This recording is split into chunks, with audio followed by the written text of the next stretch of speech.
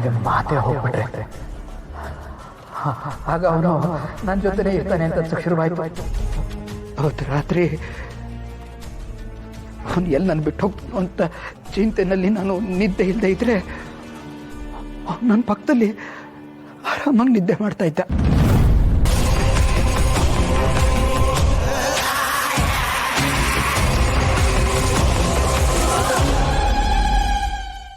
ಅವನು ಬಿಟ್ಟು ಹೋಗದೆ ಇರೋವಾಗ ಏನು ಮಾಡೋದು ಅಂತ ಚಟ್ಪಡಿಸ್ತಾ ಇದ್ದೆ.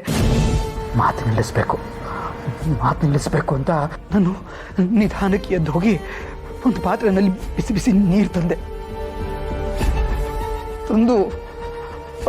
ಒಂದು ಬಾಯೊಳಗೆ ಸುರಿದೆ.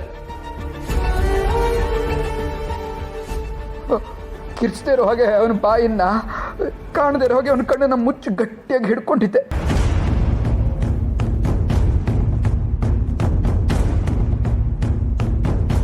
ಕಣ್ಣು ಮುಚ್ಚಿದ್ರಿಂದ ಯಾರೀ ಕೆಲಸ ಮಾಡಿದ್ದು ಅಂತ ಅವನು ಗೊತ್ತಾಗ್ಲಿಲ್ಲ. ಬಿಸಿನೀರು ಹಾಕಿದ್ರಿಂದ ಅವನ ನಾಲಿಗೆ ನರಗಳೆಲ್ಲ ಸುಟ್ಟು ಹೋದ್ವು.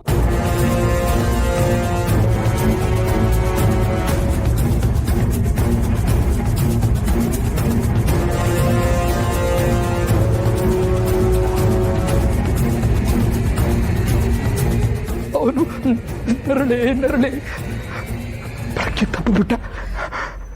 ನನಗೆ ನಾನೆಲ್ಲೋ ತಪ್ಪು ಮಾಡಿದ್ದೀನಿ ಅಂತ ಅನ್ಸಕ್ಕೆ ಶುರುವಾಯಿತು. ನಾನು ಮಾಡಿರೋ ತಪ್ಪು ಎಲ್ಲರಿಗೂ ಗೊತ್ತಾದರೆ ನನ್ನ ಜೈಲಿಗೆ ಕಳಿಸ್ಬಿಡ್ತಾರೆ. ಹೆದರಿಕೆ ಆಗಕ್ಕೆ ಶುರುವಾಯಿತು. ಅದಕ್ಕೆ ನಾನು ಇಡೀ ರೂಮ್ಗೆ ಪೆಟ್ರೋಲ್ ಸುರಿದು ಬೆಂಕಿ ಹಚ್ಚಿದೆ.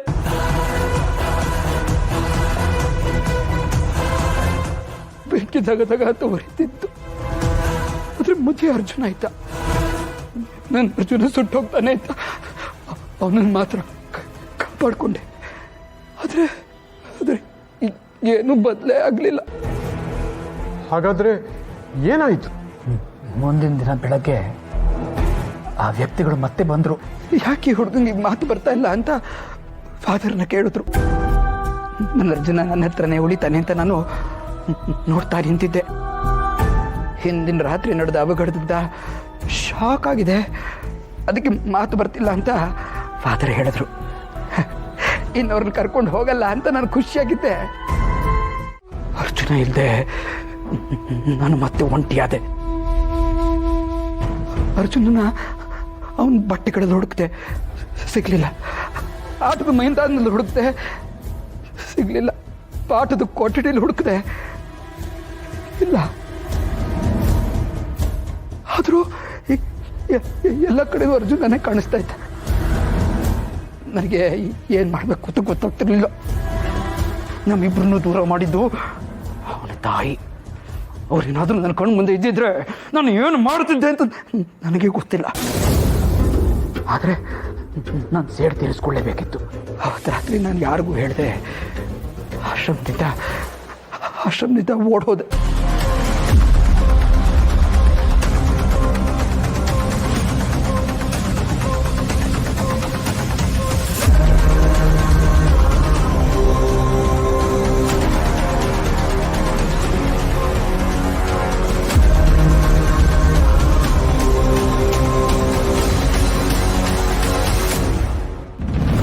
ಅರ್ಜುನ ಆಶ್ರಮದಲ್ಲಿರುವಾಗಲೇ ಅವನ ಮನೆ ಎಲ್ಲಿ ಅಂತ ತಿಳ್ಕೊಂಡಿದ್ದೆ.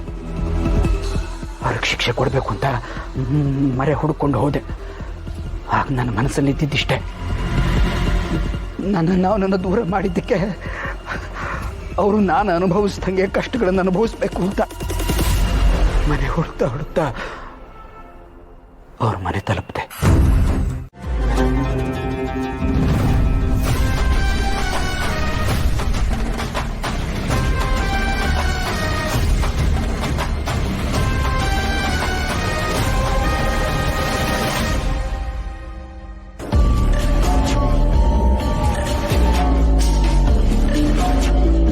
ಯಾರ ನೀನು? ಏನು ಮಾಡ್ತಿದ್ದಿ? ಇವಳಿದ್ದೋಳಲ್ಲ, ನನ್ನ ಮತ್ತೆ ನನ್ನ ಫ್ರೆಂಡ್ನ ದೂರ ಮಾಡ್ಬಿಟ್ಲು, ನನ್ನ ಒಂಟಿಂಗ್ ಮಾಡ್ಬಿಟ್ಲು. ಇವಳಿಗೆ ಫ್ರೆಂಡ್ಶಿಪ್ ಅಂದ್ರೆ ವ್ಯಾಲ್ಯೂ ಗೊತ್ತಿಲ್ಲ. ಅದಕ್ಕೆ ಇವಳಿಗೊಂದು ಗತಿ ಕಾಣಿಸಕ್ಕೆ ನಾನು ಬಂದಿದ್ದೀನಿ. ಶಬಾಷ್. ನನ್ನ ಕ್ಯಾರೆಕ್ಟರ್ ನಿನ್ನ ಕ್ಯಾರೆಕ್ಟರ್ ಸೇಮ್ ಟು ಸೇಮ್ ಒಂದೇ ಥರ. ನನ್ನ ಪ್ರತಿರೂಪದ ಥರ ಇದೆಯಾ? ತಾಯಿಯಾದವಳಿದಲ್ಲ, ತನ್ನ ಮಗನ ಕಾಪಾಡ್ಕೊಳಕ್ಕಾಗದೆ ಅನಾಥಾಶ್ರಮಕ್ಕೆ ಸೇರಿಸಿ ಅಲ್ಲಿಂದ ಬೇರೆ ಎಲ್ಲ ಕಳಿಸ್ಬಿಟ್ಟಿದ್ದಾಳೆ. ಎಲ್ಲಾದ್ರೂ ಹಾಳಾಗೋಗ್ಲಿ ಅವನು. ಯಾವತ್ತೂ ಅವನನ್ನ ನನ್ನ ಮಗ ಅಂತ ನಾನು ಒಪ್ಕೊಂಡೇ ಇಲ್ಲ. ಆದ್ರೆ ನೀನು ನನಗಿಷ್ಟ. ಇವತ್ತಿಂದ ನೀನು ನನ್ನ ಮಗ, ನನ್ನ ಜೊತೆನೇ ಇರು, ಸರಿನಾ? ನನಗೆ ನನ್ನ ಮೊಮ್ಮಗ ಸಿಕ್ಬಿಟ್ಟ.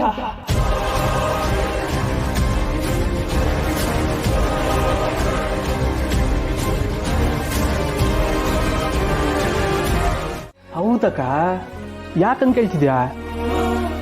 ಅಲ್ಲ ಸಿದ್ದು, ಅಪ್ಪನ ಎದುರು ಹಾಕೊಂಡು ಮನೆಯಿಂದ ಹೋದೆ. ಈಗ ವಾಪಸ್ ಬಂದಾಗ ಅಪ್ಪ ಏನೂ ಅನ್ಲಿಲ್ವಾ?